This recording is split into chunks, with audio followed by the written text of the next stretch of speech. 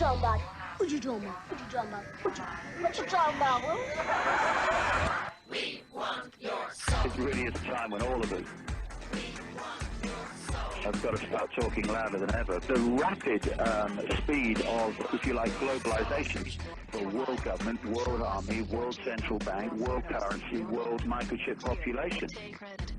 Don't be afraid. No, be afraid. Be very afraid. The important thing is to know where they want to take us. They have to destroy the dollar, destroy the pound, destroy the old order while they've been building the new world order, this technological enslavement system. The FBI is taking on $1 billion project to gather fingerprints, palm patterns, even digital pictures of faces. Eventually, it could expand to include iris patterns, face shape patterns, scars, even information about how you walk and talk. It's called biometrics. We want your soul. You can't handle the truth. Time to Howl at the Wolves. It's Saturday night, March 14, 2026 or 2026. What did they say at the Bilderberg Group? As you like it. Lieutenant Keith Temple, how are you? I'm awesome. Great to be here on Earth on a Saturday evening with great friends. Co-host Dr. Brooks Agnew, hailing from North Carolina. How are you? Somewhere in North Carolina. Earth is the best place to be on Saturday night. Great to hear you, Brooks. We have a great guest promised for about the first 30 minutes or so.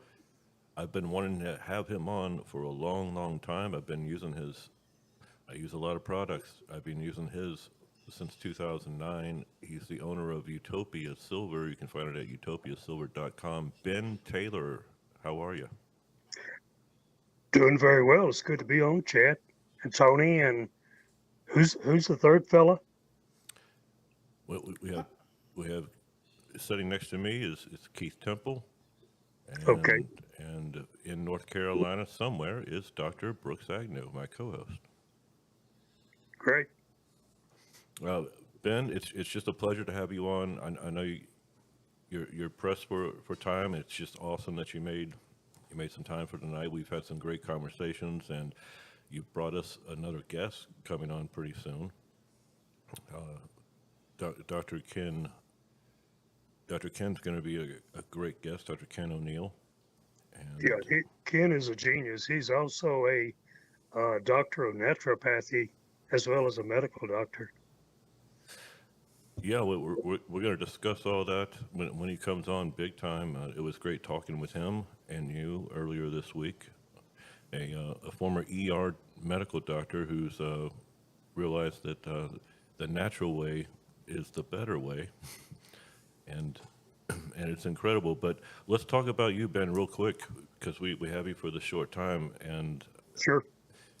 you started Utopia Silver. It's an incredible product for people, period. And let everyone know what colloidal silver does, but also we want to get into your court battle when they tried to shut you down, and Dr. Agnew knows about people trying to shut him down. Well, silver is a natural antibiotic, antiviral, antifungal, and it's been used for thousands of years. Alexander the Great used it. He had silver urns that he carried on his campaigns, throughout all the wars that he fought.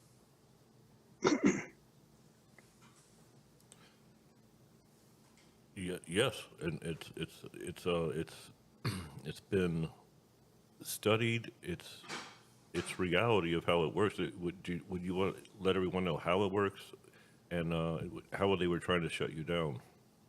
Well, according to Beiersdorf, who is a company that makes Band-Aids with silver, and they had some of the best research, and according to them, the mechanism through which it works is that it disables the oxygen metabolizing enzymes of one-celled microbes. So, sounds relatively simple. But it doesn't affect multi-celled organisms, so that's the good thing. Yes, it's something that the medical mafia doesn't want people to know about, yet surreptitiously they kind of use it in hospitals to disinfect. But don't you dare use it yourself. Well, they also use it in burn wards in the form of silver bandages and also silvadine. But they don't admit that it's the silver that is the active ingredient, which makes no sense. Well, it makes sense if they're looking at profits, and my guess is they can't patent silver. And, you know, I taught chemistry in high school a couple of years, so if I'm trying to understand this a little bit. So the silver has a reaction with oxygen, single cell organisms and such that basically neutralizes them. Am I? Well, it inhibits the, according to Beiersdorf, it inhibits the oxygen metabolizing enzymes. Now, I don't know the chemistry behind all that. Basically, Ben, to help Keith understand you, when I get a bottle of Utopia Silver, it's suspended in a positive charge, right? Yes. So, if you think about it, when I use this little white nasal mister right here, it just has colloidal silver. It's suspended in a positive charge, and so when it comes in contact with a pathogen, it electrocutes the pathogen. I probably wouldn't use the term electrocutes. It's more of a chemical reaction rather than electronic. I'm just trying to explain for listeners with it being in a positive charge. So Ben, and I want to get Dr. Agnew in here to ask any questions. What happened because colloidal silver has been around for a long, long time. We talked about the fact that G. Edward Griffin turned me on to it when I had him on for the very first time, and so it's an enemy like some other stuff that has been talked about and will be talked about tonight. It's an enemy of the pharmaceutical company. It's an enemy of the medical mafia. How did they try and take you down? Was it 2014? No, it started in 2004. Okay, but there was this court process. We were told by Greg Abbott. Greg Abbott's assistant attorney general, who's prosecuting the case, that we were a test case for the nation. So they came after us for almost 10 years, and we fought them in court for that long. It never went to trial. We had hearing after hearing. I think there was 13 or so hearings over that period of time. And I didn't hire an attorney, because when you do that, you generally lose. They were fining us $25,000 a day for 9 years. So what's that? I don't know, 82 million bucks. Of course, we didn't have that. So they wouldn't have gotten it even if they had won. And their claim was that you were misrepresenting their benefits? Their claim was that we were selling drugs without a license. And here's where their corrupted reality and logic came into play. The attorney general that we were dealing with told us in a conference with the judge that if you're selling water and you claim that it cures dehydration, then you have to have a drug license to sell it. Huh. And so what we had customer testimonials on our website. And, we had articles and information about all kinds of stuff, silver, vitamin C, and what they would do to help heal your body in various diseases. So to them, that turned silver into a drug, and we didn't have the proper licensing to sell a drug. So that's why they were after us. That's an avenue that they go after, just like with if you walk into Native Sun, a health food store here in Jacksonville Beach, and they have apricot seeds, right? With vitamin B17, it's apricot seeds, and it has Yeah, B17. Laetrile. Laetrile, yeah. You can, if they tell you what it does in the store, then it becomes a drug. So they can't tell you what it does. Yep. But you see, I didn't accept that premise. That to me, that's a false premise. I mean, you know, I live in a country called the USA, and we have freedom of speech. But what they claim is that you don't have commercial freedom of speech, but I didn't agree with that. So what I did, and it was successful, it just took a friggin' long time, was I denied the jurisdiction of the court. And by denying the jurisdiction, I was able to have hearing after hearing, but they never could set a trial because I refused to agree to a trial, which may sound crazy, but that's what happened. Now, Greg Abbott was the district attorney, and he was under what administration? No, he was the Texas State Attorney General, and he had, I don't know, they had half a dozen assistant AGs in the courtroom at any given time, as well as armed guards around the room. And, you know, just intimidation. So, I mean, I've never been arrested, had never been in court. So it was a new experience for me. Brooks, you got anything coming in? Well, I was just going to say, you know, he's right. Silver's been used for a long, long time. They used to throw silver coins in a barrel of water on the ships. The Romans did to keep bacteria from growing in the water. What happens is the silver ionizes very easily, Ag2+. And Yes. what it does, bacteria don't have a nucleus. So their survival depends upon the permeability of their membrane, the cell membrane of the bacteria.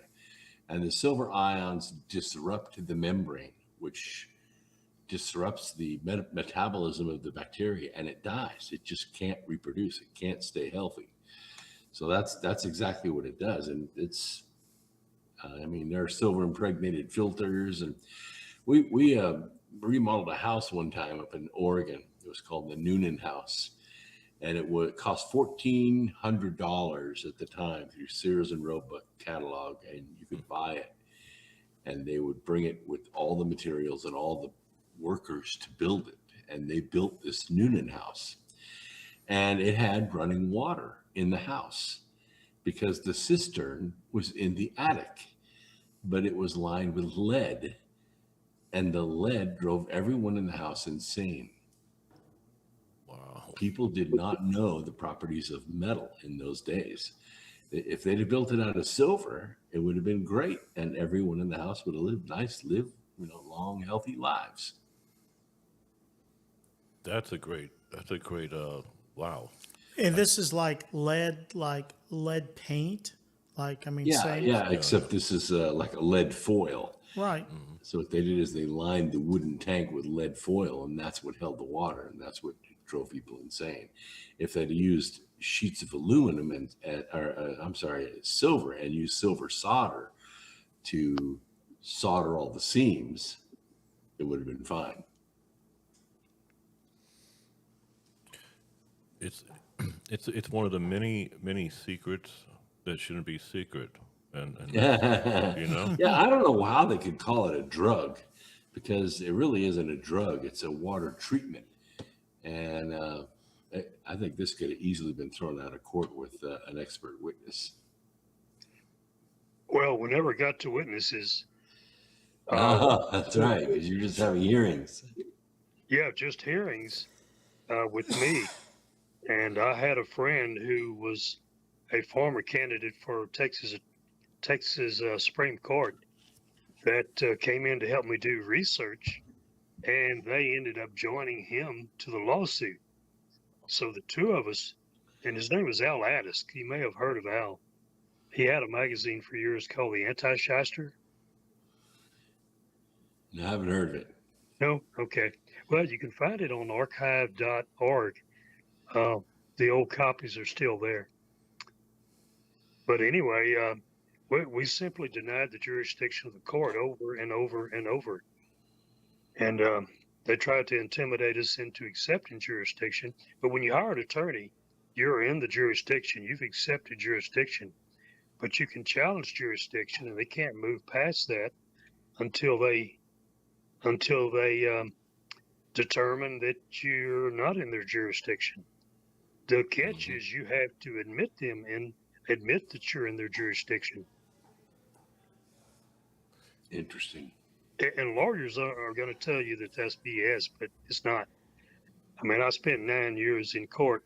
You know, that was the foundation of my defense was. And in the end, they just stopped? After 9 years, they non-suited the case.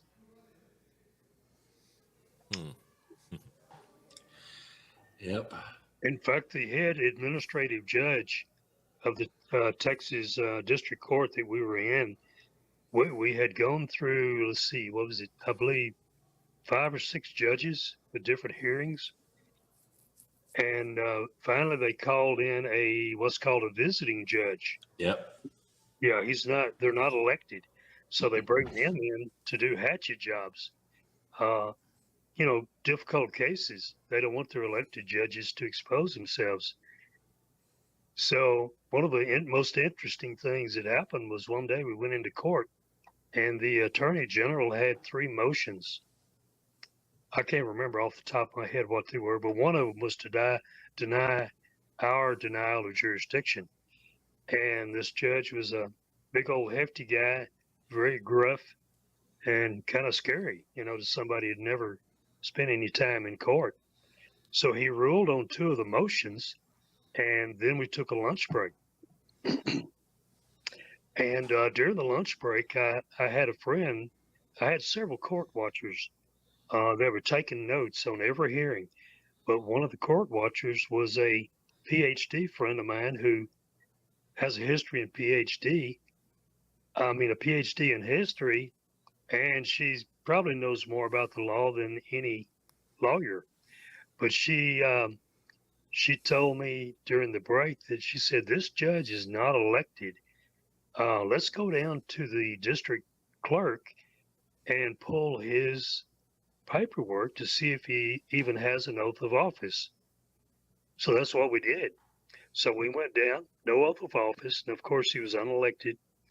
And then we went back to the courtroom after lunch, and he comes in, and I raised my hand, and he let me, I stood up, and I said, well, at lunch, we went down, and we find that you don't have an oath of office, nor are you an elected judge, so I'm recusing you.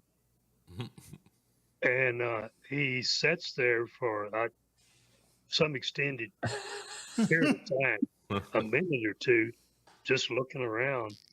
And he suspended court temporarily and left. And what he did, we think, is he probably went and talked to the head administrative judge. But when he came back in, he said, you have the right to recuse me. And he reversed his 2 previous orders that went in favor of the Attorney General of the state of Texas and just dismissed court. So when that happened that day in that hearing, I said, you know what? We're not blowing smoke. We're right on track. These courts are commercial administrative courts, and they don't have any authority over a flesh and blood person unless that person agrees to their jurisdiction. So that was about the, I don't know, maybe the 6th or 7th hearing. And then we had that many more at least. But finally, the last 3 hearings, the head administrative judge took over the case to try to push it on through. And this is probably one of the smartest guys I've ever talked to. In fact, my buddy that was helping me, Al Lattisk, after hearing that day and his name was John K. Dietz, the judge, and my friend said, you know, that judge scares me. he's too damn smart for us. And so the next hearing was this same judge, and we walked into court, and normally they've got two huge gold fringed flags in the black background. You probably think this is bull, but it's not. And at the second hearing with Judge Dietz, those flags were gone, and he had sitting on his desk two small novelty store flags, a Texas and a U.S. flag, no gold fringe. And I knew then exactly what was going on. And I told my friend, I said, we're in a common law court today. Even though it took us, 10 or 12 hearings to get there. And so the judge comes in and he calls me into the, if I'm rambling too much, stop me. No, interesting. Keep going. Okay, the judge called me into his chambers. And so I went in with him and we sat down. He sat at the end of the table and I sat to his right. And he pulls out a pen and he shakes it at me. He said, and he tells me the story. He said, I had a young intern a while back that asked me what this was. And he shakes the pen at me. And he said, I told that young intern, it's my ability to take your life or to set you free. And I said, well, Judge Dietz, I don't know what you're trying to tell me, but I'm not going to do anything any different than I've been doing. And so he lays down the pen and he smiles at me. And he said, this system operates on fear and you're not afraid. And that's a problem for us. Let's go back into the courtroom. So we did. And when we went back into the courtroom, he started speaking in German. He was an old German judge, but he spoke about a paragraph. I didn't know what he was saying. I knew it was German because I'd had a little bit of German in college. And then he dismissed court. After he dismissed court, he came out and sat with us, and he said, "Do y'all understand what this system of this legal system is?" And I said, "Well, tell us." He said, "It's Roman civil law." And we left after that. We talked to him a little bit. And my friend who was the PhD in history understood German. And she said, "Do you know what he was saying?" I said, "No, I don't understand German." She said, "Well, he quoted a paragraph from Martin Luther's speech before the Council of Worms. And he was comparing you to Martin Luther's stand where he said, 'Here I stand, God is with me.'" And I can't remember the rest of it offhand. So when that happened, we knew that we were probably going to win the case. But we had two more hearings after that before they actually dropped the non-suit of the case. Oh, by the way, and one more thing is, after we went from his chambers back into the courtroom, he tried once again to get me to agree to a trial. And he said, "I have 3 dates, and I want you to pick one of them, whichever one's most convenient for you." And he gave the dates. And I said, "Judge, I'm not gonna pick a date. If I come back into this courtroom, it'll be to deny your jurisdiction, just like it is I'm doing now." And that's when he said the Martin Luther quote. Interesting. And bottom line, so the next two dates eventually, this gets. Well, we had 2 more hearings. Yeah, we had 2 more hearings, and once Judge Dietz was gone, I kind of figured, maybe it was over with. But they had tried everything else to get me to admit jurisdiction, and so the last thing they tried for the last 2 hearings was sex. And I say that kind of facetiously because they picked out the best looking blonde-haired 35-year-old judge in the Travis County courthouse, and she did her best to sweet talk me into choosing the court date. And of course, I continued to refuse. And after those last two hearings, it took, I think it was 3 years later, I got a notice of non-suit. Awesome. Case ended. Yep. But the story doesn't end there. And I don't know if you want me to continue down another road or not, but it involves Google, Facebook, and I know that story. If anybody has any doubt that the government and these entities don't work hand in glove, and you're dreaming, because as soon as the case was dropped, we immediately began to be attacked. We were demonetized basically by Google. Oh yeah. And for a number of years, we kept trying to, we couldn't buy clicks. They refused to let us buy clicks.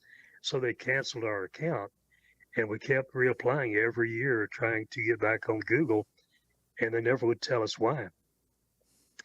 But after, I think, probably 4 years maybe, my son was dealing with the issue, and he called me and said, we're going through all this crap trying to get back on Google, and they finally told us why. And he said, I'm going to send you an email that's got a link on it from Google.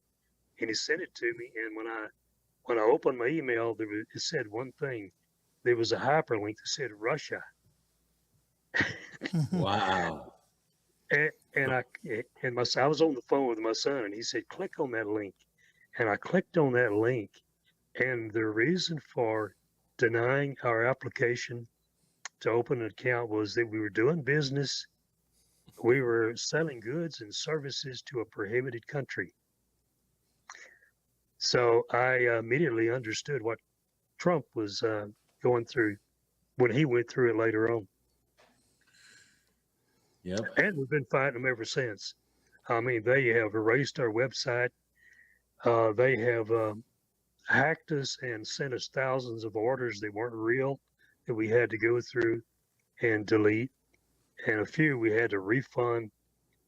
They were stolen cards of people, who didn't place orders. So anyway, it has been pure hell since then. So the government part was easy. It's dealing with these commercial corporations where the power really lies. What we're dealing with right now is the Democrats have government shutdown, and our product that we send to people for free it comes in from India and has to go through U.S. Customs, and they're operating with a skeleton crew. So I have 33 cases of product stuck in New York. Can't get it through customs. I mean, just a case or two at a time, and it's not enough to keep up with the orders. And so I've got all my customers mad at me, and I may have to refund all their money that they buy the digital report from me. I haven't had to do it yet because my customers understand what's going on. But we expected this shutdown to be over when Kristi Noem was released. But now they're saying they're going to keep it till Election Day. Oh, wow. Kristi Noem wasn't the real problem. That was just their excuse. Yep. Well, Chad. Well, they don't realize. Well, I guess they do realize how many people they're hurting. They're hurting millions and millions of people, and they're leaving our nation exposed security-wise. Yeah, that's the intent. We've had 6 attacks in 8 days. Oh, I think we're seeing the tip of the iceberg. I agree. I think it's going to get really bad before it gets better. Well, I think they need to nuke the filibuster for national security reasons. Well, we've got too many rhinos in Congress, that in the Senate, especially, or even worse. And if we don't get rid of the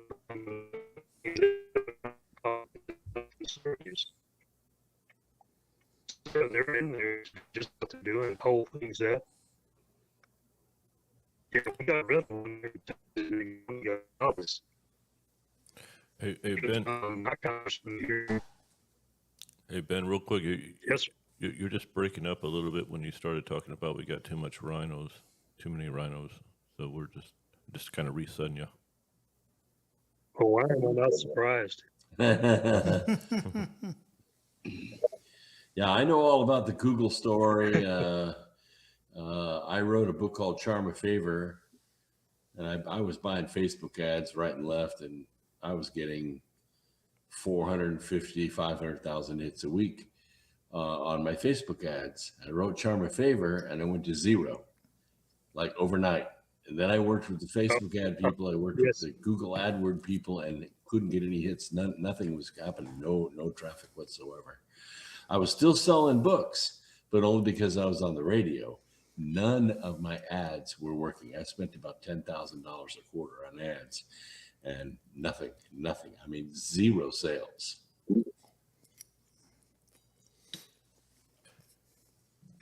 Ben, real quick, try that again. Go.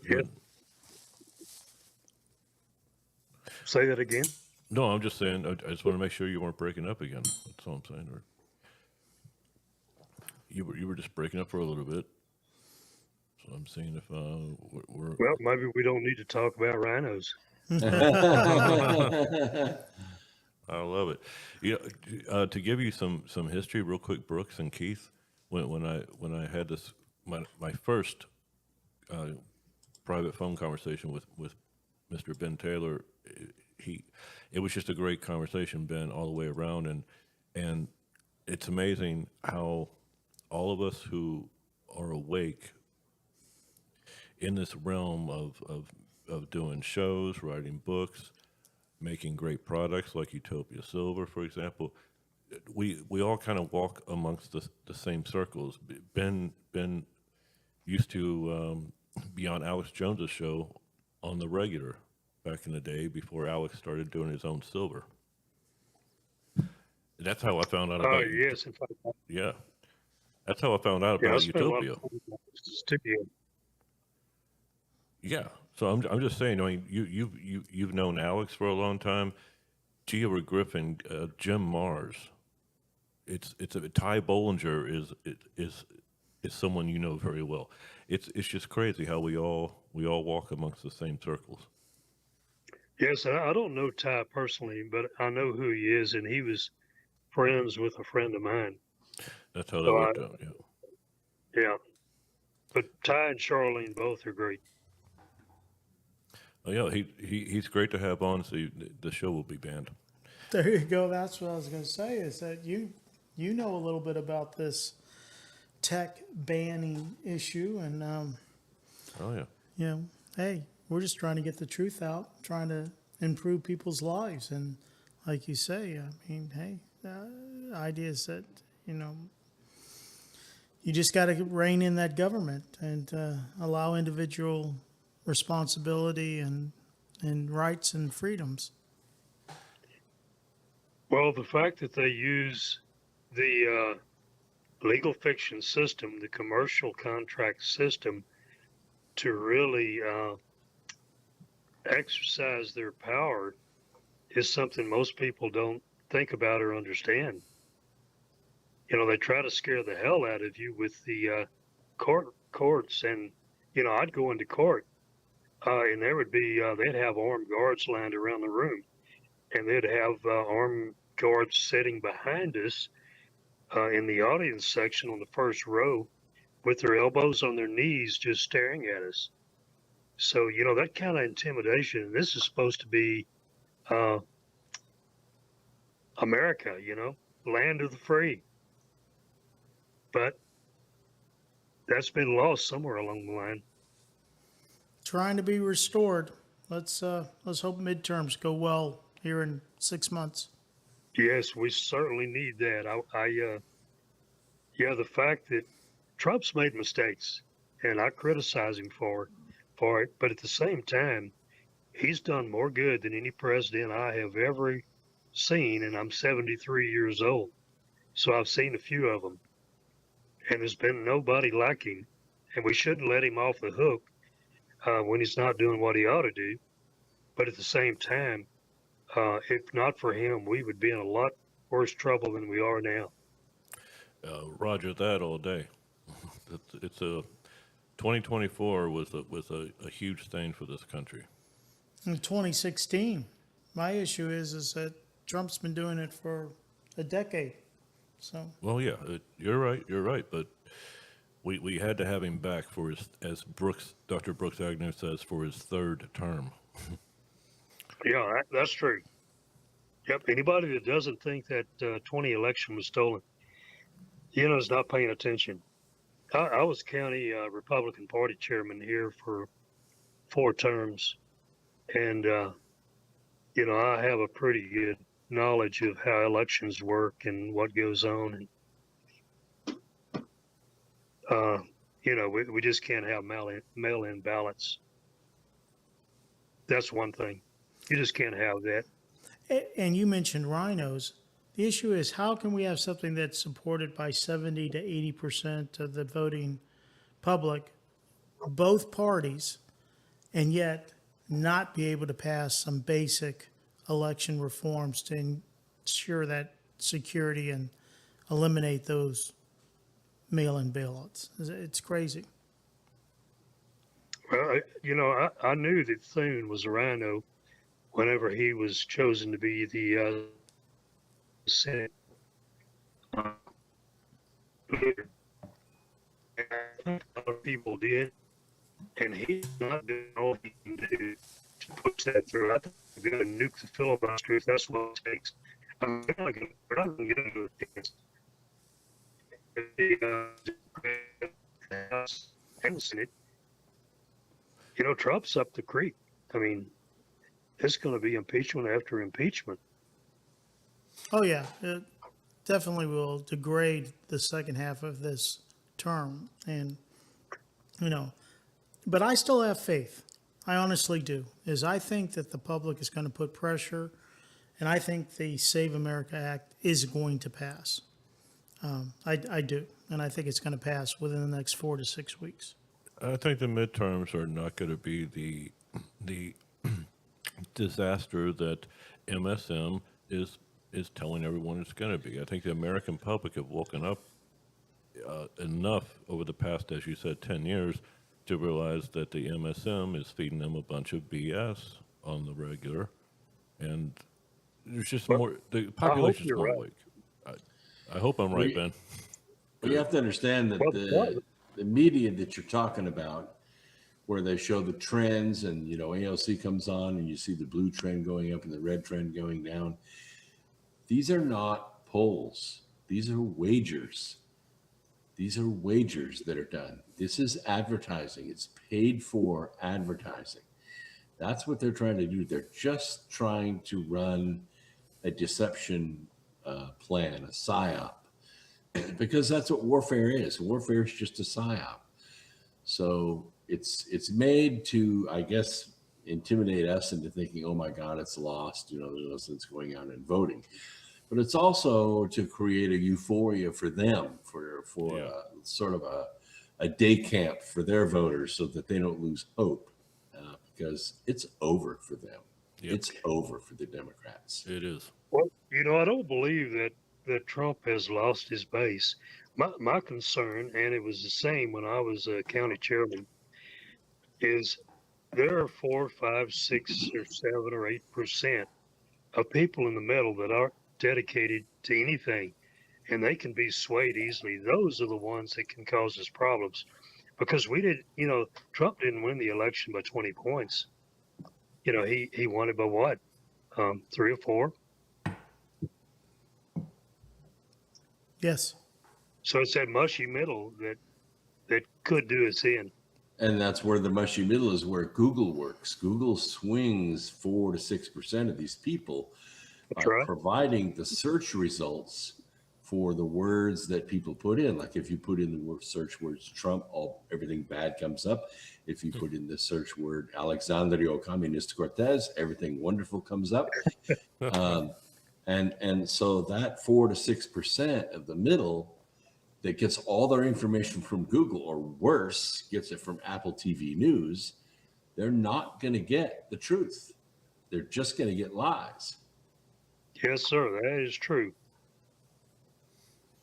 Yeah, you do a search for Utopia Silver, and what comes up on top is an FTC warning letter. Yeah. I had a fight with the FTC also. The FDA lasted 9, almost 10 years. The FTC was one letter to me, and I immediately knew what to do. I sent them a letter denying their jurisdiction and a demand to cease and desist, and I haven't heard from them since. But they posted their warning letter to me on the internet, and it's right there at the top of everything. So, you got a lot of people when they see that, they're scared away from our products or anything to do with our name. Yeah, and well, the thing is, you're like we're all doing. You're fighting that good fight, but it's true. It's sad, and that's got to change at some point, hopefully, But if you look up studies of it's just there's just BS studies out there, BS put out on so far. You're looking it up, Google, blah blah blah. It's just a bunch of BS before you get to the truth. You have to scroll down, and it's amazing to me. But AI is very similar. I've got Grok, and I have found that if you ask it a question, it'll skim off the top of the available information, and it'll give you basically a mainstream answer. But I have found that if you feed it more and better information, contrary to whatever the mainstream is, oftentimes it'll start moving your direction and agreeing with you. So I found that it can be manipulated somewhat. you know what? I might need to try that because I've said on this show, I get into arguments with the Google AI about 9/11 was an inside job, and yes, it just. But the Google AI tells me I'm basically I'm an effing idiot, and of course that's not true, and I continue going at it until it finally gives up. Yeah, well, I found that you have to lead it to other information. Now, if you just make crap up, it's not going to do you any good with it. But if the what's that Architectures Association that came out with Richard a report Gage. on 9/11? Maybe you ought to find the link to that organization and feed it to Google. I mean, to AI, Grok, whatever you're using, and see what happens. I might have to. Richard's a great friend. He's been on the show probably eight times for one of our 9/11 shows, annual 9/11 shows. Met him in person here. He came to Jacksonville, and we had dinner one year. He's a great guy. Very, very, very brave person. Brave. Oh yeah. That's what I'd say with you, Ben, and that's what I say with Brooks is, man, I'm so glad to have some brothers in arms that are making an effort to try to stand up and educate and provide truth and freedom to, like you say, and I know Brooks has said it, Americans, because we need as Americans to stand up and say this is enough. And hopefully this Save America Act is one step towards that. Hopefully so. I mean, can you imagine being an architect in California, and you have a really cushy life, but you're just watching everything from Building 7 and North and South Tower over and over again, and you're like, that's A controlled demolition. That's the official story is wrong, really wrong, and you basically you put your career, your livelihood on the line for the truth, and that's what Richard Gage has done. And that's listen, what has Ben Taylor done? He stood up for the truth. Well, and they're doctors Plain with simple. COVID. I mean, they're doctors that either lost their livelihood or their livelihood was threatened when they were bringing up, hey man, this surely looks like a human controlled, manipulated virus. This does not look like a natural, mutation of something to go through and the origins of it. And that, I mean, they've had hearings where they've come out and okay, yes, we agree, we did that. Yes, we controlled tech. We controlled that narrative. And as far as I'm concerned, Fauci and some of those guys, they need to be held accountable, because I think that's a tremendous, crime to the American, and international community. Oh, I think they murdered millions, and they really need to be in prison. And that's one of the things that I think Trump picked the wrong AG in Bondi, because I don't think she's moving aggressively. And I think Trump's base wants to see these people not only investigated, which they're doing endlessly, but nobody is going to jail. And I think a lot of people are tired of that. Well, you're right, Ben, and Brooks would totally agree with you. He's been all over Bondi's ass. Oh, yeah, we really don't like to see inaction. We don't want to see somebody just show up on Fox News and look good for the camera, but not do their job. And I would enjoy Ken Paxton as Attorney General, or Matt Gaetz as Attorney General, or somebody that will actually go after the bad guys and put them to hell in jail. Because society goes through this cycle. History shows us over and over again: mercy, peace, justice, war. Mercy, peace, justice, war. Right now, we are in the justice cycle. And when we see a class of human being that walks free among us, even though they're rapists and murderers and child molesters and drug dealers and money embezzlers and liars, and we see them go free, we demand justice. And if we don't get it, we're going to go to war. I think that's exactly what these globalists want. They want so much chaos in this country that we end up with internal and domestic civil war. And I think that's probably where we're headed. They don't want this action. There's never been an American society on the face of the earth, ever. We've never had an armed populace. They don't want this action. Trust me. Oh, no, they don't. But you know what? I don't think they're concerned necessarily about winning against the people and the masses that are armed.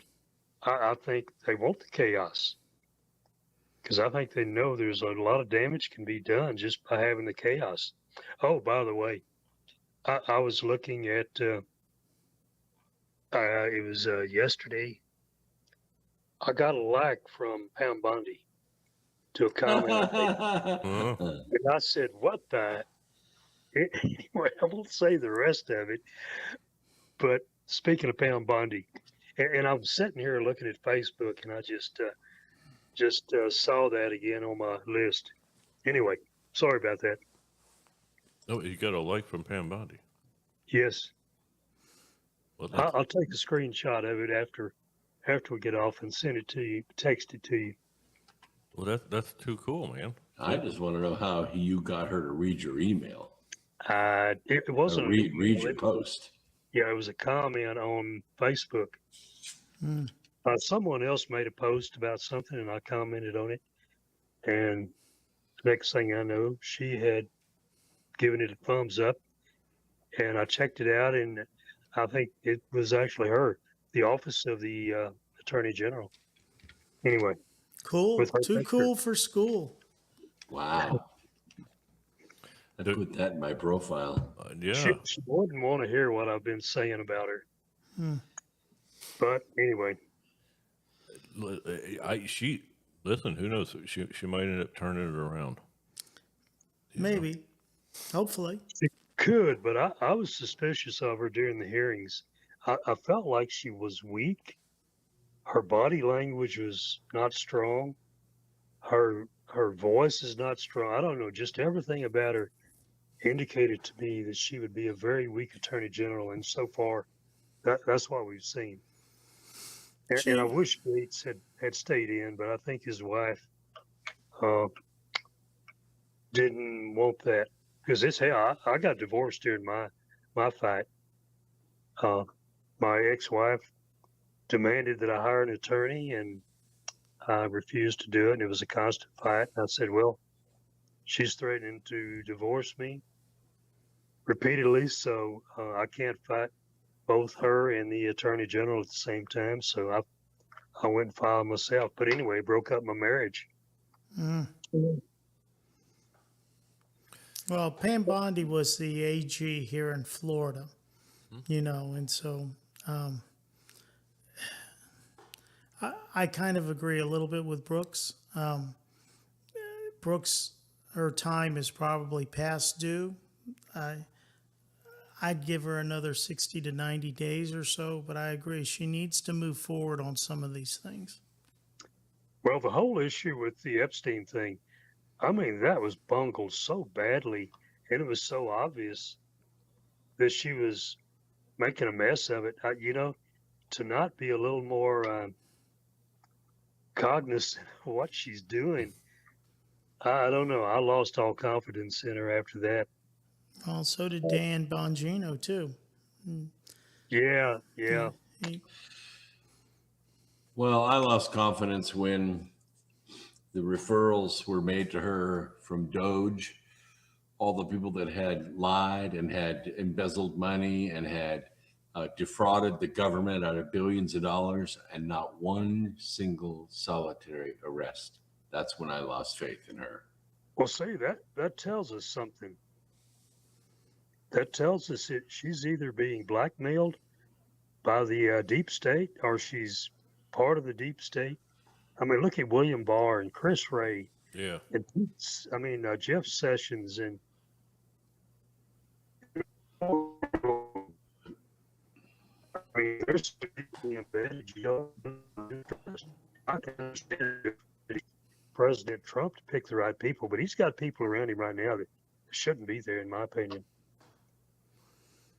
Well, you got the whole Russiagate, you know, Brennan and Clapper and, you know, Hillary Clinton. And I mean, how can there not? I mean, that's just crystal clear. How can that not be treasonous? Well, Doc, do you think, I have heard rumors that the inner workings of the CIA are still being run by Clapper and Brennan. Do you think that's even possible? If Brooks, you got anything on that? Say that one more time. What I was saying is I've heard rumors a number of times that the CIA at the deeper levels are still being controlled by Brennan and Clapper and some of the former CIA agents or heads. I totally agree with that. If you look at Brennan's agents that he had. Let's look at Samantha Power. Okay, Samantha Power bought her seat in the Obama administration to become the ambassador to the UN. While she was in the UN, she became enamored with Russian boys and red wine. I'll just put it that way. And Brennan ended up owning her.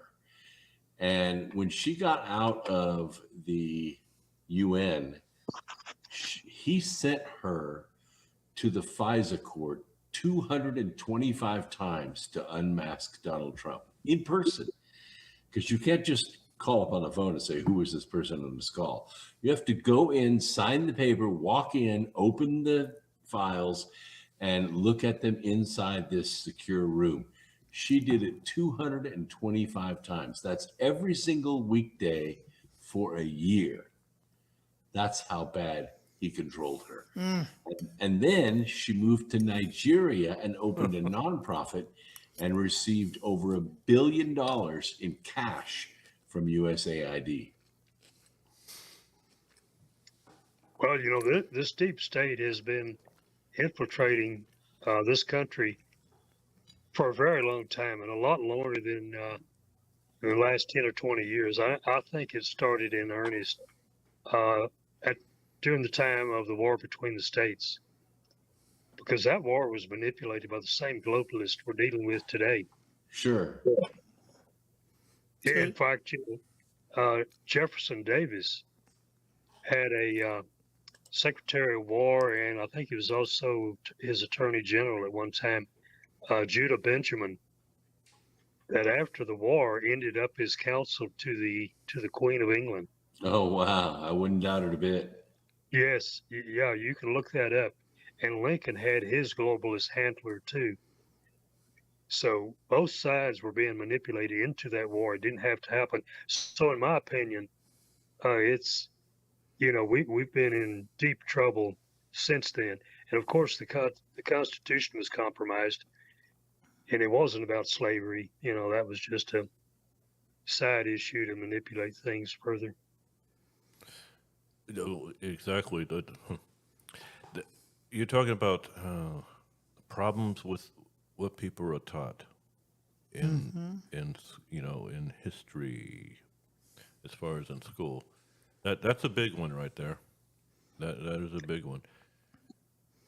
Well, I was very lucky when I was in school, especially high school.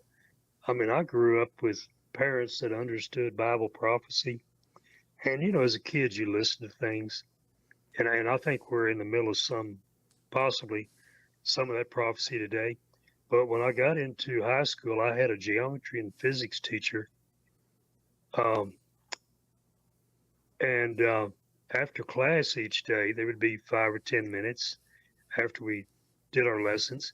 And he would talk to us about the shadows of power behind the government. They were manipulating our government. And as soon as he did, I said, there's the connection. There's the pieces to the two puzzles that fit together. So from that time on in high school, I have been on top of this, and it's been probably my primary interest. I think it's Truman who alludes to it way back at that time period about there being forces that control the government. And I'm going to age myself a bit here. I'm 62, so I graduated high school in the early 80s.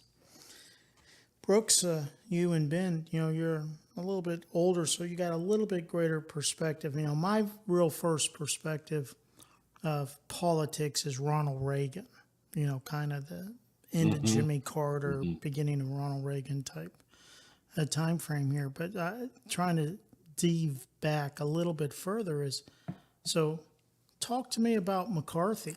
I mean, was McCarthy right? Obviously. And I think that's why his reputation was destroyed. He may have been an alcoholic, and so he had a weak point. But I think most of what he was doing and saying was probably true. And in retrospect, we can see it from Hollywood to politics. He was more right than he was wrong. Well, there's a author out there, and it was Diana West. She wrote a book called American Betrayal. And in this book, she covers the function of Harry Hopkins in the Roosevelt government and how the Soviets had actually infiltrated the Roosevelt White House.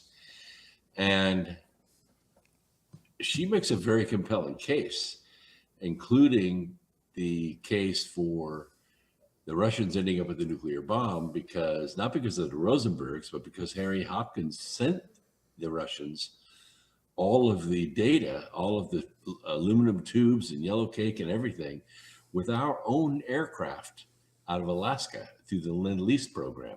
She has all the documentation, all the letters signed by HH, all that stuff. And I asked her the question after I interviewed her about the book. I said, so Diana, let me ask you a question. After the war was over, did the Soviets leave DC? She said, no, they did not. Mm-hmm. I believe it. Great question has a great answer. Mm-hmm. Oh, that's why I like being on here Saturday evenings. I mean, it's more educational to me than just about anybody. And you're a teacher. And I consider myself reasonably informed. Well, there's a lot to learn, isn't there? Questions have answers, and some people don't like the answers. Well, it's true. I mean, that's what you see is that foreign enemies have had an influence inside our government for a long time. I'm reading a book by Senator Kennedy right now. And besides it just being funnier than hell, he talks about how all the senators get along, how it's just all a big, good old boys club. And Is this Ted Kennedy? no, No. Senator what Kennedy? from Louisiana. Oh, okay. Yes. Yeah. Yes. I got you. Yeah, very, very humorous guy. Very. I love his quips. Oh, He says he hates to write books, but he's really done a good job on this one. The title of it is something about how Washington can never tell the truth. But it's all a good old boys club, that they what is it, the quip he used about not being sincere. See, he said sincerity. If you can learn how to fake that, you got it made. There you go. That's the whole idea about being sincere, is that you're not faking it. But if you can fake sincerity, you got it made in Washington. Well, we talked about the clanging glasses, when there's a new person going to Washington and how long it takes that person to be controlled or manipulated, Well, I mean, a first-term senator has no power at all. They're just basically fetching water, and that's the really only drink you can drink. Water and milk is the only drink you can drink inside Congress. So you're basically fetching water and milk for the rest of them. Second term, they'll start letting you on some of the minor committees and, maybe open your mouth now and then. And by the third term, you're becoming part of the good old boy. So look at John Cornyn. Okay, John Cornyn has been in Washington 40 freaking years. And he is the biggest rhino in Washington. Absolutely. Trump should stay away from him, not endorse him. I'm telling you, that's poison all the way. But he has tremendous amount of power. He spent $100 million on his primary. And Ken Paxton spent $8.59 and tied him just about. So they got a runoff coming up. Now, Ben, what's this about me hearing that you voted for Jasmine Crockett? I'm just kidding. Okay. Jasmine Crockett. Wow. Ben, you still there?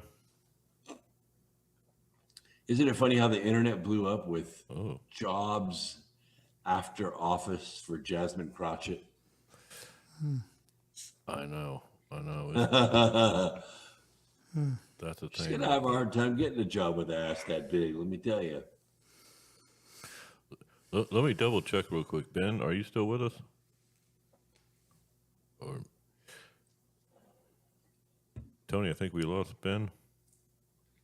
Okay. It was great. I mean, he stayed well over overtime. I mean, he's saying 30, 45 minutes is well over an hour. So what an interesting guest. I hope he comes back. Well, okay, if we lost Ben, then I'll do an outro for him, folks. That was Ben Taylor. If we don't hear from him again tonight, Ben Taylor, you can go to utopiasilver.com, utopiasilver.com. If you're interested in colloidal silver, I've been using it since 2009. It's an incredible product, and he's an incredible, amazing man. He is. Thank you, Chad. And it was great talking with him. And as you can see, someone like, I always knew when I was using Utopia all these years, I was like, the person who owns this has to be awake. And he's up and awake. Yes. And very well, completely, very knowledgeable. So that was Mr. Ben Taylor. I assume maybe he lost connection. But, or maybe he didn't like my joke. I didn't mean that you actually voted for Jasmine. But I voted for Jasmine. mail-in ballot. Mail-in ballot. There you go. Yeah, from Florida, it's a Several Jacksonville. times. Yeah. Vote early, vote often. Isn't that the saying? So I don't know. Hey Brooks, man, I saw a picture of you in a old car and a pulled out engine. Talk to me about that restoration. It's a 1987 RX-7. We pulled the rotary and transmission out of it last night, and I sold it today. Make room in my garage, and we're getting ready to drop a 400 horsepower LS engine in that thing. Nice. It's going to run like a stabbed rat. So you sold the old engine. Yeah. I got you. Okay, and you're going to put in a different new engine into that car. And I got you. I'm glad you got some hobbies. I want you to. I want you to shine that thing up. And is it going to be red? What color is that? That's a good question. We don't know yet. The engine cavity is going to be purple. Okay. But I don't know what the car is going to be. We're thinking about painting it black and red, black on top, red on the bottom, or black and silver with a red stripe in the middle. I don't know. That's what I painted my last one. Okay.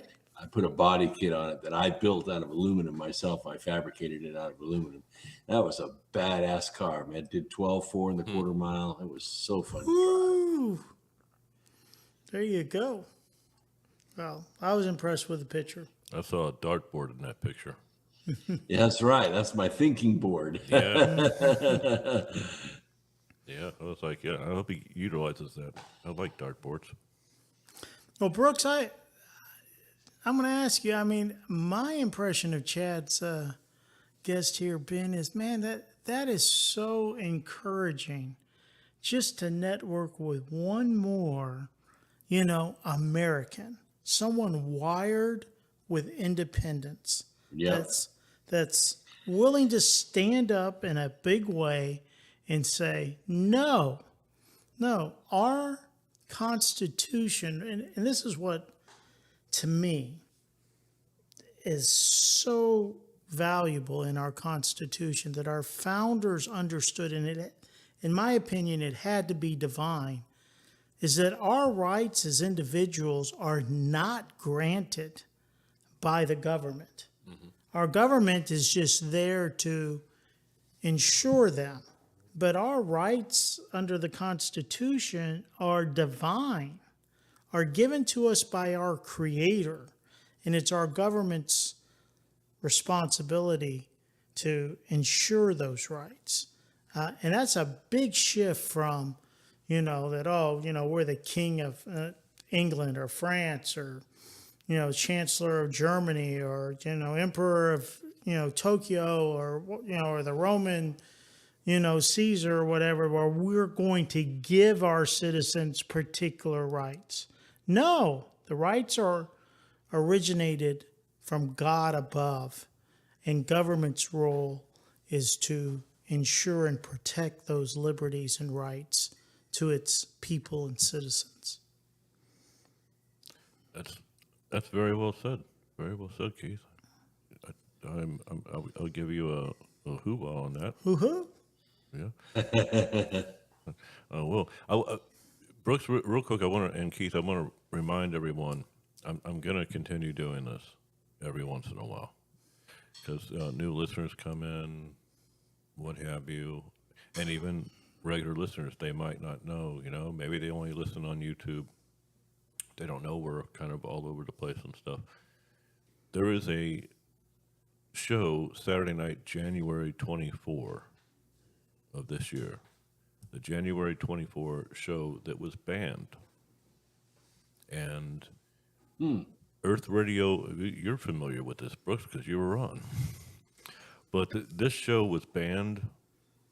This particular January 24 broadcast was banned by YouTube.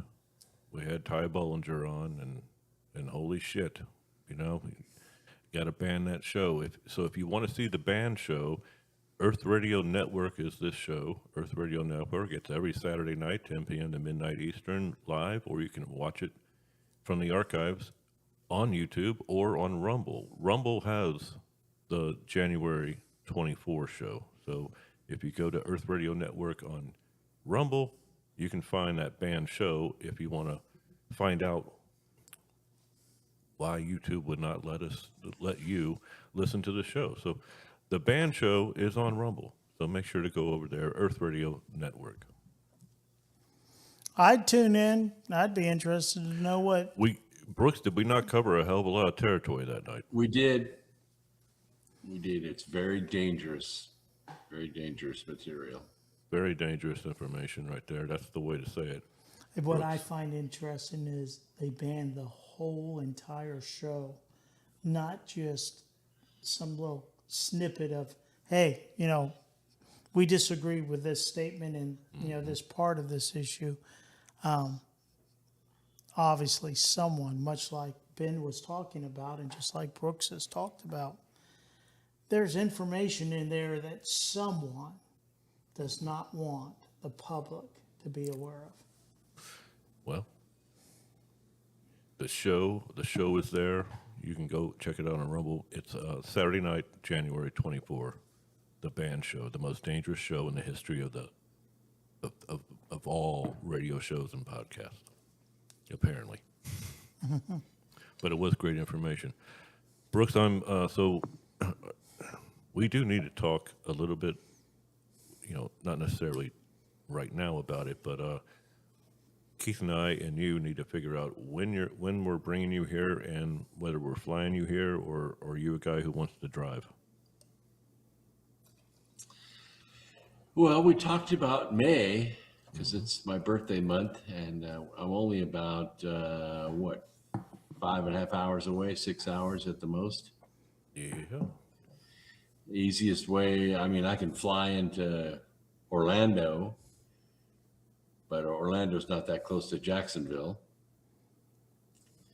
Well, we'll fly you in if you want to fly. I'm saying, some people like me, I'm a driving guy. Unless I'm going to South Miami, I'm never doing that ever again. I'm flying.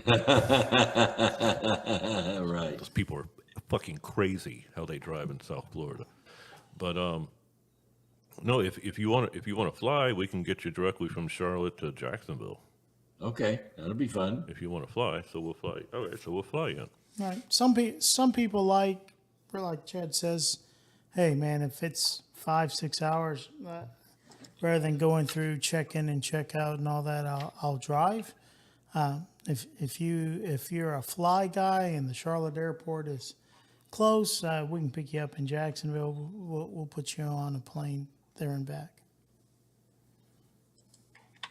But that's what we'll do for him. Okay. We'll make that happen, and it's we've got to make sure we put him in coach. Well, just kidding, Brooks. My guess is it's probably less than a 2-hour flight's probably an hour and a half or so, and Brooks will probably be fine. I'm however how we get him. I'm kidding about Coach Brooks. Not bringing you here in coach.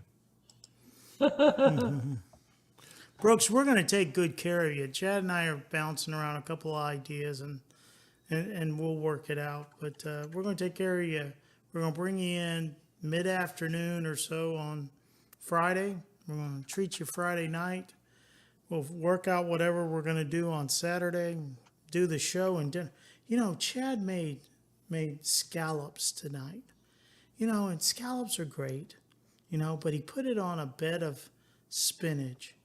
And then he put the spinach on top of smashed potatoes. They're not mashed. They're smashed potatoes with goat cheese. And I guess they're onions. And,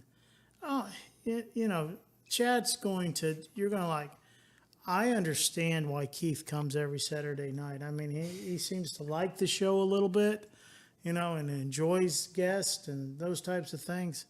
But man, if I had this opportunity to get dinner Saturday night like this and take one home, then I understand why Mr. Temple is, Lieutenant Temple is here in studio. How far away is Fort Myers? Oh no, that's a bit. What you got in Fort Myers? You got to be able to fly. There's got to be flights from Jacksonville straight to, back and forth. Oh, there is to Charlotte. I was just trying to see if there was some Concord in Jacksonville, but there aren't. It's like $42 round trip. Yeah. Fort Myers is a bit. Yeah, that's getting into the South Florida that I'm not driving Oh, there okay, anymore type okay. stuff. Yeah. Great beach to play pro beach volleyball on though. It's a jumper's beach. Nice hard packed sand. There you go. Yeah, Fort Myers. But yeah, Brooks, when I pick you up at the airport, you're gonna. I mean, you've probably been to Jacksonville before, but you're gonna love this drive. It's like, holy hell! It's almost an hour to get to your place, Chad, from the airport. 'Cause there's a joke about the Jacksonville International Airport. It's in Savannah. It's conveniently located in Savannah, Georgia. Right. It's so damn north. It's amazing.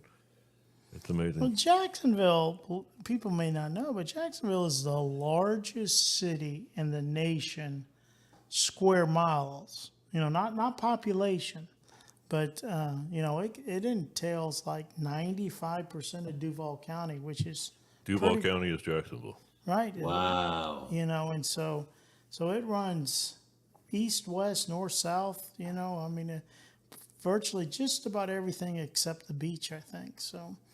You got a couple of little beach there, but we're going to get with you, Brooks, and we're going to see what activities you might, like to do. Chad will finalize the issue, and we're looking forward to it. I mean, we really are. I mean, Brooks, like I said, I'm 62 years old, and I have some really good friends from high school, and some really good friends from college, and some good friends, in the military. But Brooks, you've been amazing to me for the last 6 months. I mean, I have really, in Chad's opportunity to be here and to meet the guests and talk and interview. I mean, I have some purpose. I mean, I have pick up some jazz in my life about, hey, there's something that we're doing. And I'm not tooting my horn or anything like that, but Chad had a great intro to our friend Adam Earth the other night, and he asked me to say a prayer. And that prayer got over 2,000 views on YouTube. And I mean, it's not great, but I'm pleased with that. I feel that, hey, listen, the idea is we can grow this and we can make this happen and we can make a difference in people's lives. And I like that idea. He's talking about a YouTube short that was put out after we prayed for Adam, and Oh, right. and it was in 3 days it got 2.1K views in two days, something like that. And it's growing, I guess, and all that. But no, that is cool to let everyone know. Adam is he's still 5x5. And all this with the dialysis and the testing is going on, so we'll see if there's what else goes on beyond dialysis. We'll keep you abreast. Okay. And all that, but Brooks, if we can do some stuff right here before we continue. As far as May, it is your birthday month, so if you want to do May for sure, then just throw out a date or dates to me. Okay, I will. You want me to do it now? You don't have to do it now. Okay, yeah, I will do it. Yeah, just figure it out. You figure out when you'd like to come, and Keith and I will figure out the rest. I had to rein Keith in a little bit because he got really excited and he was throwing 20 million things at me, and I was like, man. I'm that way. I'm not banging on you. I'm just saying. Yeah, no, I got it, and but like I say, that beach baptism is that's a phenomenal event to witness. Brooks, to see 2,000 people get baptized in the Atlantic Ocean. I mean, it's a couple of hours. That's just like something. Wow, I never expected to see that. I mean, most churches that I've been to, when they have a baptism, they might have 10 or 15, 20 of their members, get baptized, and that's wonderful. But multiply that by 100, so anyway, but that's just one. If that doesn't work, and that's fine. You can see it on YouTube, and we'll see. He's going to have a great time. I figure Friday and then Saturday and Sunday, he's probably got to get back, is all I'm saying, man. Probably. Brooks, when you come, we're not letting you leave. You're going to basically just live here. and all that. So, get used to Jacksonville. Pretty big. Well, we'll put you up in someplace in the north side. So every Saturday night when you drive here, it takes an hour to get here. But you'll love the airport drive, seriously. It would be like, are we ever getting to your place, Jack? The good thing is you get to see a lot of Jacksonville from multiple different highways. There you go. Yeah, I've driven through Jacksonville, both coming from the north and coming from the south. Oh, there you go then. So you know I about love it because it's basically the bay. It's incredible. Yeah. So 7 bridges across the St. Johns River. You got plenty of bridges to choose from. I say 8 bridges because I include the intercoastal, but that's the intercoastal. Yeah. Well, there's several intercoastals. Oh, that's true. The Atlantic. Yeah. Beach. Yeah. JTB. JSO has jurisdiction in Atlantic Beach, don't they? But they're also Atlantic Beach. Well, I know it's Police Atlantic officers and Jack's Beach police officers too. That goes back and forth every couple of years. And Neptune Beach, and Mayport is a little different too. I don't know. You know what was crazy one night, and I'll shut up and we'll talk about other stuff. But one night, one of my JSO, Jacksonville Sheriff's Office, one of my JSO buddies in a convenience store that I, go to on a regular basis after this, when it was a radio show, after the show, I would go to this convenience store on my way home, right? And my buddy Mark, he had stopped in, to get out of his cruiser, and walk around at a convenience store, get something to drink, whatever, blah, blah, blah. And now this is JSO, and it's on the, it was like Hodges, JTB. I'm telling you, Keith, because you know what I'm talking about when I say. So this is not the beach. It's just, but his radio, it goes all of a sudden, beep, a deep tone for a long time. And when that goes off, that means clear the air, and that means officer down or officer in distress. Everyone's got to shut the fuck up and listen. And so that went off. We were talking, that goes off, and he just put his hand up, and then he says, "I got to go." And he took off, and I talked to him the next day, and it was a Jack's Beach police officer who was calling "Step It Up." He was getting attacked on a traffic stop. So, oh, wow. So JSO responded to Jack's Beach police. They ran code 3 over the intercoastal and went to Jack's Beach.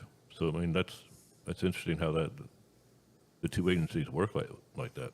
I think they do, and there have been issues, in the past and even recently, where there have been issues out at those beaches, and those beaches are kind of unique communities. They're old people. I mean, not old as in age old, but families. And so they like their autonomy.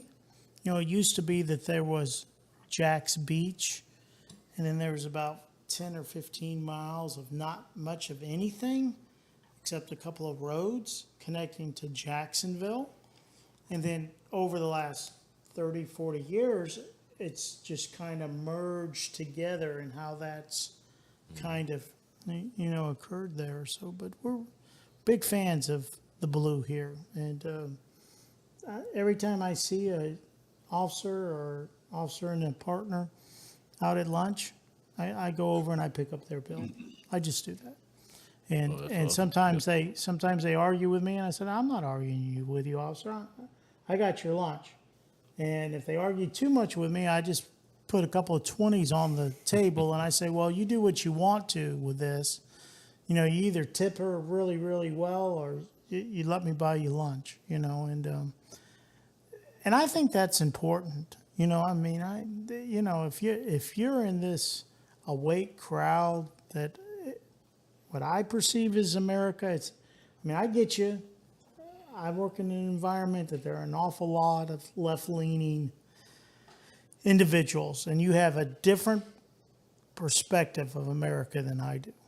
And that's okay. I respect you, but my issue is I'm going to support the blue every time I can.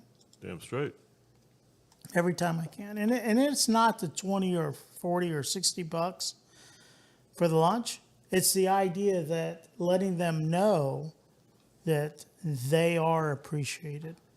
Sure.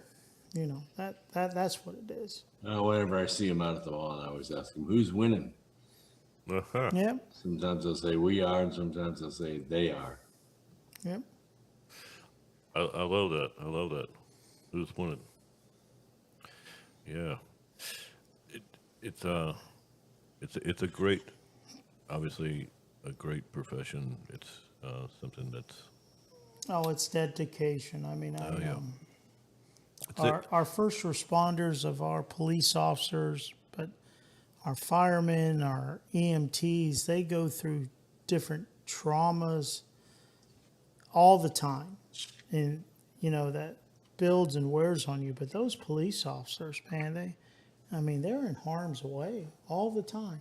And, I hate to say it, but, the suicide rate and the divorce rate, of our men in blue, women in blue is extremely high.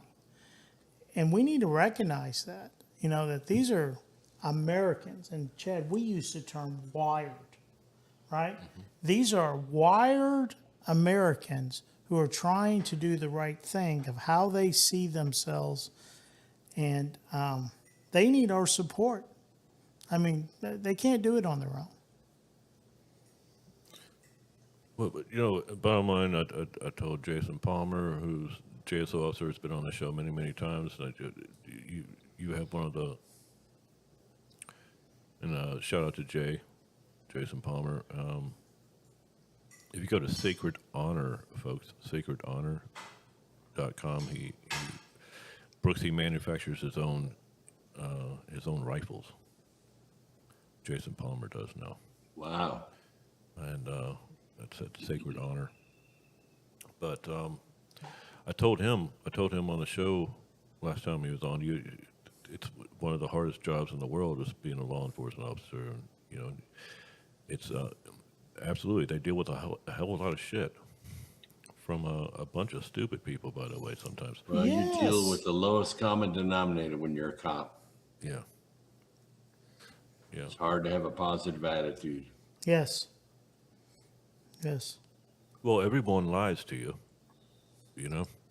so they get lied to every day. And it's a special breed of person, just like if you're a special operator, that's a special breed of person, It is yes. It's Yeah. a special breed of person, just like the special operators. Yeah. I don't think the American public understands how in debt we are to this 10, 15, 20% of people who are in special forces or in first responders. There are some, I thought about it today. I said, there are some critical occupations that make this world run, or this nation run. And we need to be in debt to those, because those jobs are not easy, and they take special people to do them. Just remember, folks, Bob Austin, special operator, you know, as far as a CAG operator or Delta, as people know, CAG is Delta Force, but he cannot be, there's a difference between those breeds. Bob Austin could never be a law enforcement officer. Why? Oh, he said it straight up to me in person, but also on the show, because he doesn't have the mentality for it.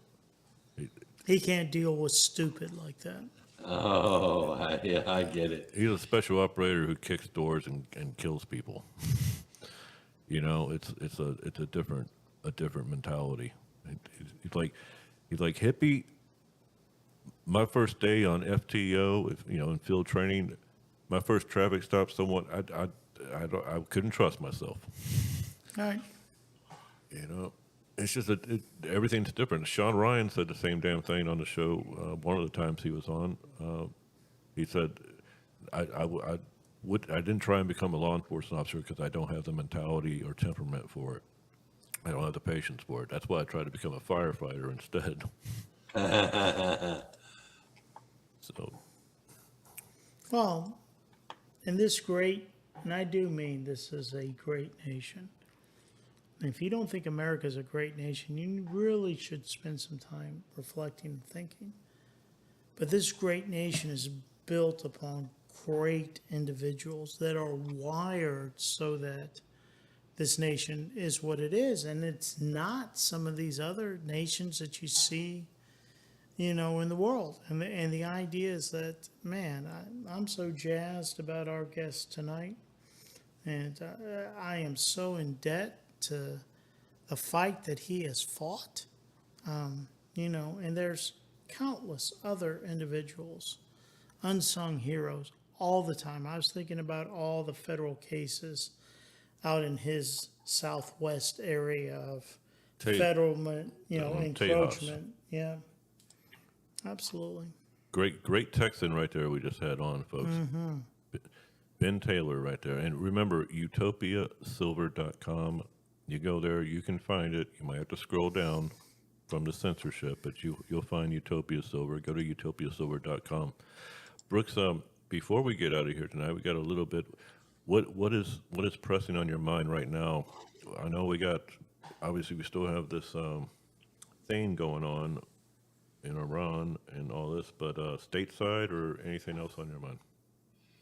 Well, of course, the thing that concerns me the most is the seemingly coordinated Muslim attacks in the United States.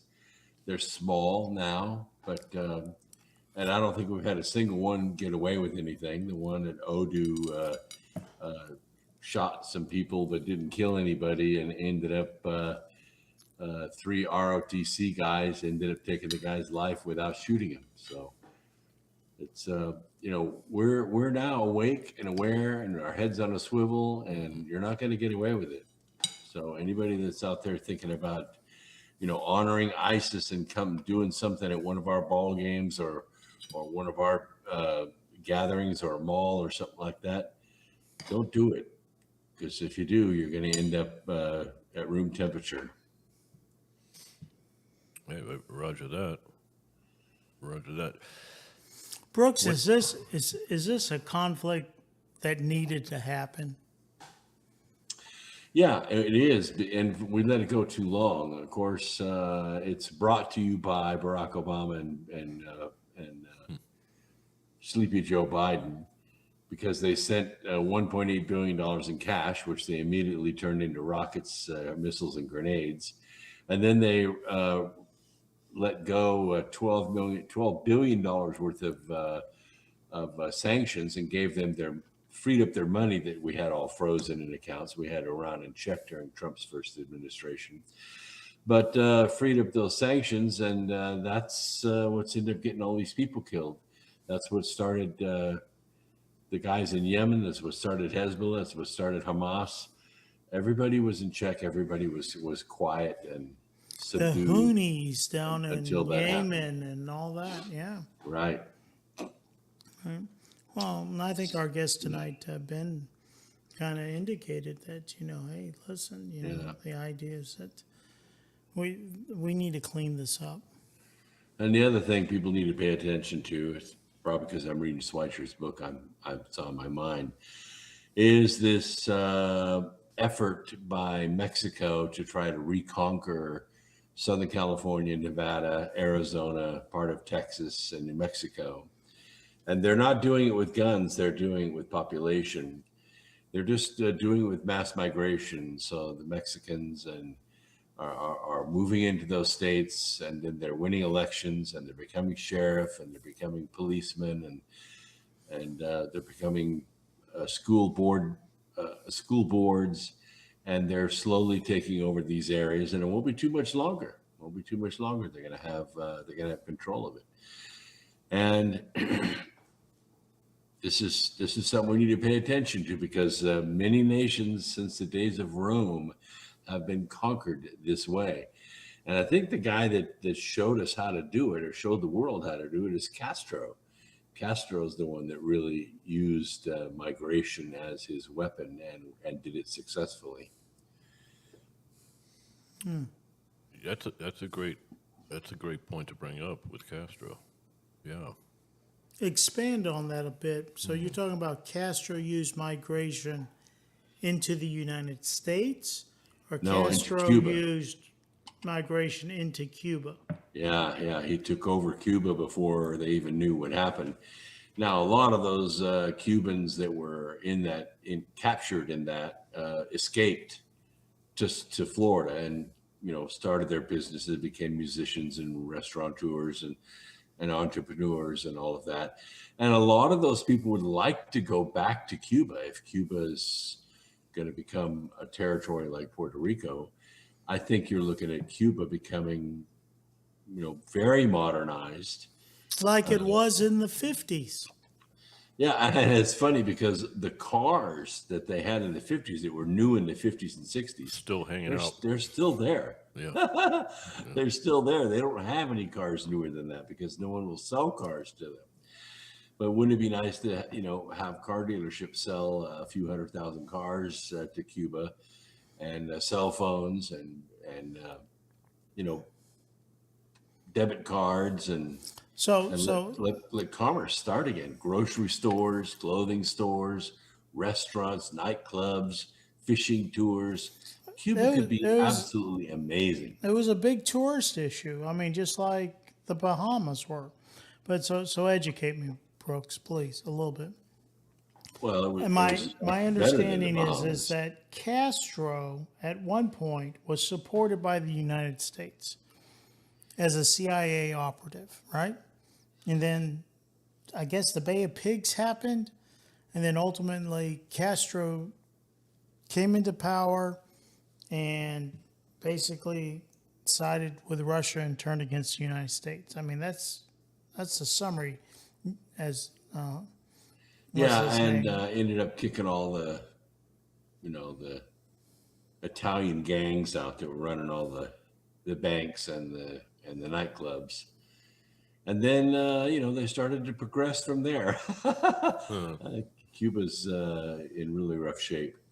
Sure, they were relying on Venezuela, right, for support, financial support. That's dried up. They're in a bad place now. Russia's not in a place to assist them with their issues in Ukraine. So, I mean, Cuba's kind of like, if I listen to Mark Rubio correct, that Cuba's in a position now that, hey, they have to come to the United States and get support. And we have demands.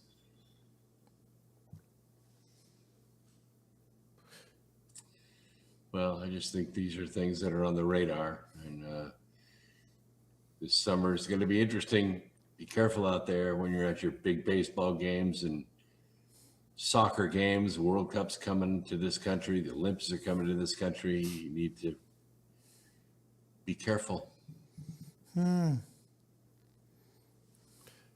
Let's fund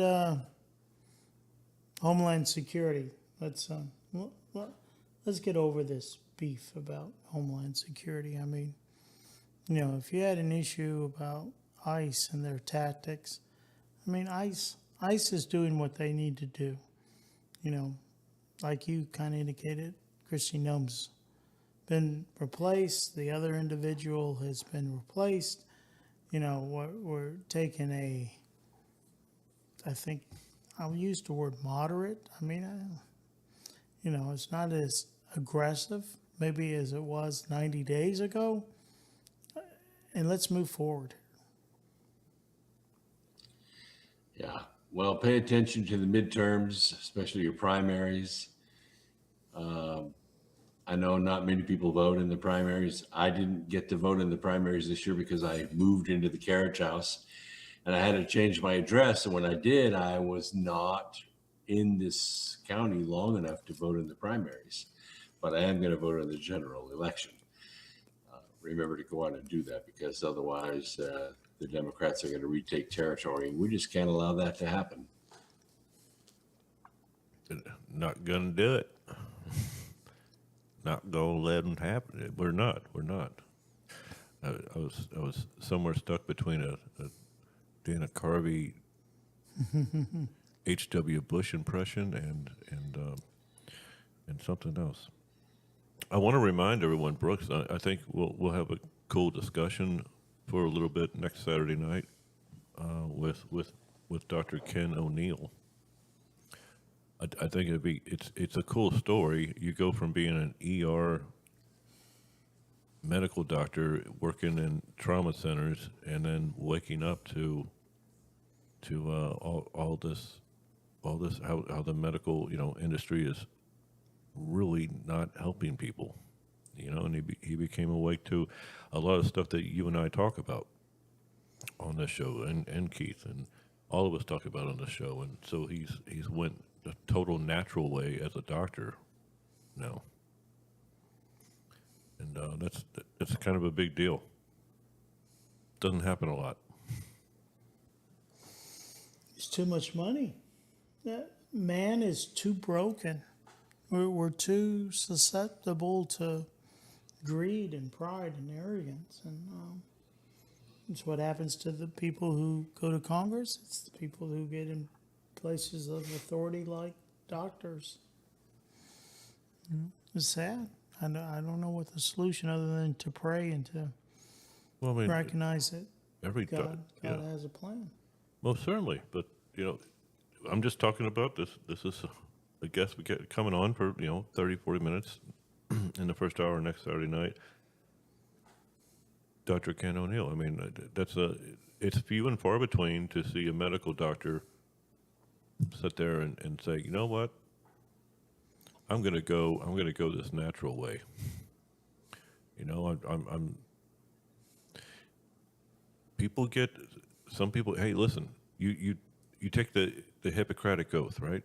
Yes. Yeah. Do no harm. Yeah, and he was seeing harm, and stuff, and started looking into. He woke up. It happens. Every once in a while, you'll get maybe a PhD physicist who wakes up and maybe wants to do a radio show. Absolutely. Well, I'm just making a joke. We got him on right now. Absolutely. We got Dr. Agnew on right now. Absolutely. Well, and the idea is, I think Brooks was, as the most interesting man in the world, he was probably in diapers and he was like telling people the way it is. Fixed the family TV once at age 10. Wow. I remember my brother walked in on me as I was putting the last tubes in the back of it and getting ready to put the back on. He said, "Jesus Christ, Brooks, what have you done?" I said, "Well, I fixed the TV." And I mean, how many people, grown-ups, would look at that and say, "Oh my gosh, this 10-year-old's been around high voltage." But I put the back on and put the cord on and plugged it in. The picture was perfect. My dad, our first color TV was an RCA kit. Yeah. That he had to solder a bunch of resistors, had a board, and he worked on it for months. And I remember getting around it the first time, and it had three little knobs in the front, green, blue, and red, or whatever, the colors were, and you had to it was a rheostat, a variable resistor, and you had to tune in. You could make everybody green or. Oh yeah, it was quite color fun. guns. There you go, exactly. But yeah. But Chad, I'm gonna say it. Hey, the issue is this issue goes back to the Garden of Eden. The issue is man's pride, and I think doctors in general start off much like congressmen with really good incentives. Well, maybe some of them are in for the money. I don't mind. I don't blame them for that issue. But the issue is that we have this idea as Adam that we know better. And we know that the Great One has provided all the things for us to be healthy and normal. People and communion with individuals and relationships and, worship with Him. But we reject that as a whole, as people, as society, as we say, you know what, we're going to go and turn to our phones and we're going to go turn to these either, weed or alcohol or drugs or whatever the issue is. And we reject the plan that the Great One has laid out for us to our own detriment. And it's sad. And I know that part of this show is that we highlight that so that people can get turned and repent and turn and say, you know what? There's something to be said there. And your guest tonight, I think, was one of those individuals that said, did you hear what he said? That he grew up, his parents put in him early in his life so that he could then discern between truth and falseness. Yep. And while we're talking about the Great One, he also, as you said, provided, but what are we doing? Whether it's the colloidal silver or the apricot seeds or the ivermectin, can I say it, Brooks? Everything that helps people get healthy, stay healthy, even cure people. Oh no, how dare we cure people? It's been provided by the Great One. It's here. It's here. It's knowledge, and it's people who take that knowledge and make it available to people. And then there's the people who make it unavailable. For profit, for greed. And keep the knowledge away from people. Yes. Plain and simple. Right. So, people like Jasmine Cratchit. I'm just saying.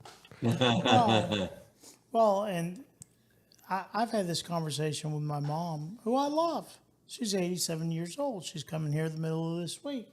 She is of her mindset and her age, but the issue is that she doesn't recognize, right, that the issue is that people are broken and that there are these natural issues, and she believes in the story that she is provided. And I don't, and we're wired differently. Well, it's okay though. It's your mom, man.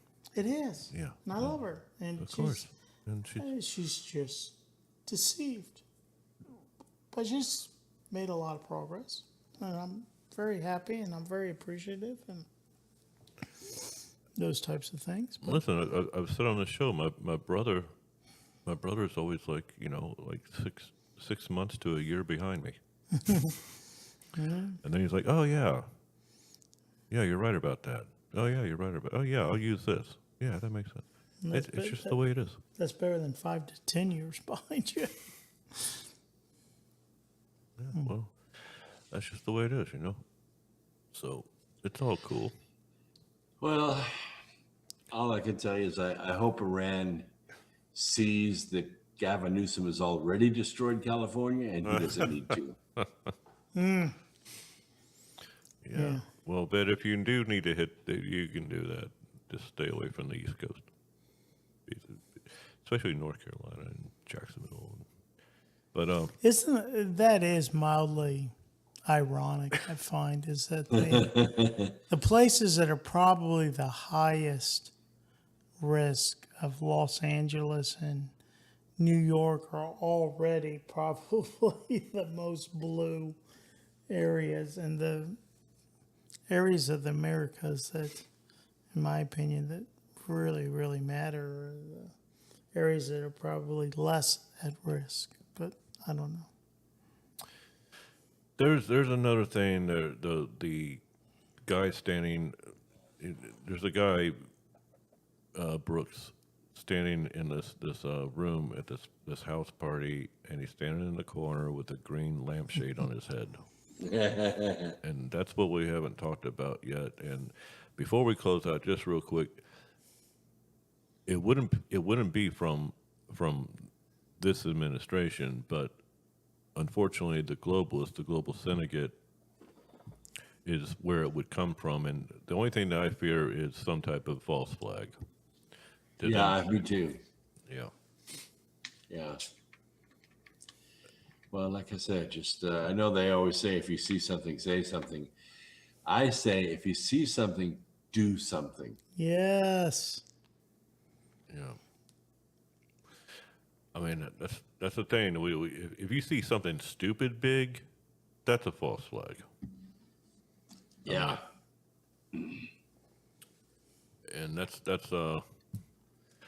where the rubber meets the road right there, where everyone needs to, all right, how many people are awake really, or is everyone just going to go into 9/11 mode 24 years ago and go back into I'm taking my underwear off at the airport too, not just my shoes. So Well, and but there was you an go underwear back to moment. 9/11. I go back to COVID. I agree with 9/11, but I think COVID is just as equally a deceptive psyop operation, right? That's just I'm with you on that. But what we're talking about here is with this Iran thing. right. It needs to end, get it done with, Yes. blah, blah, blah. But the globalists would like to take advantage of this Iran thing and stage a false flag to then, we have to react even bigger. And then the globalists get, and then, Lindsey Graham would be very, very happy. Don't let any disaster, man-made or natural, go to waste as far as grabbing control. And that's what we're against. Is the idea is that we need to resist. There's good parties and bad parties, all this. But you get Lindsey Graham fucking liking what Trump's doing. It disturbs me, because that is a total bottom paid for shill for the globalists, for the global syndicate, plain and simple. I get his name right, Lindsey Graham, right? Isn't he the guy who loves war, but is not gay? Oh, he is gay. Well, and your guest tonight brought up someone I hadn't thought about in years, was Jeff Sessions, and Yeah. the guy from Alabama, and and he was one of the very first pro-Trump, senators, and to go there and I was hoping he was going to be a great AG. well, yes, he You- was you in had way hope. he was in way himself. over his head, or something was not right, but I don't know. Go ahead, Then he Brooks. recused himself from everything. Yeah, that's what happened. Yeah, it was like, what the fuck are you doing there then? Yeah, but you wanted him to be. I remember that was like it was the first Trump administration, right? Yes. So yeah, and I was He was like, one of his first cabinet picks. yeah, Jeff Sessions. You wanted him.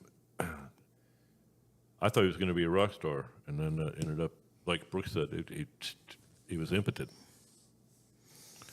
Unfortunately, Brooks. When people go to brooksagnew.com, what are they looking for before we get out of here tonight? Well, they're looking for my books. That's 13 in print. 8 of them have been Amazon bestsellers. There's a reason for that. You should read them. If you can't read, don't worry about it. I read it for you. You get the audio version. And then don't forget, I also wrote some technical papers on ivermectin and fenbendazole and hydroxychloroquine, and you can read those technical papers. And if you like the papers, I will send you samples of those for free with free shipping. Very, very nice. You're an American there, Brooks. He's also the most interesting man in America and the world. Plain and simple. BrooksAgnew.com is where you can check all that out, folks. And you're going there, and if you're going to get a book, there's tons of them. But Remembering the Future. That's the one I got. Come on. They're all great. It's just Brooks knows that my favorite is my favorite. But it's incredible. Brooks, another great show with you, my friend. Let's see if we can get producer Tony before we get out of here. Hold on just a moment, Tito. Talk amongst yourselves. Okay, there you go. Well, Brooks, I'll give you a little bit of a kudos. My middle son, who turned 30 today. Now, you don't think, that's a big birthday for him. But, for a dad, I'm like, my middle son's 30? That means I got kids older than that. And we were talking. I'm his new son. Yeah, there you go. Brad and Chad's not there, but all my kids make me feel younger. And we had a wonderful day. We spent 2 hours, at my daughter's, apartment in their pool complex, and it was just wonderful. And I texted him. I said, I really appreciate all of you guys, and but anyway, the idea was we were talking about the show. And I was talking about you and about your books and all that.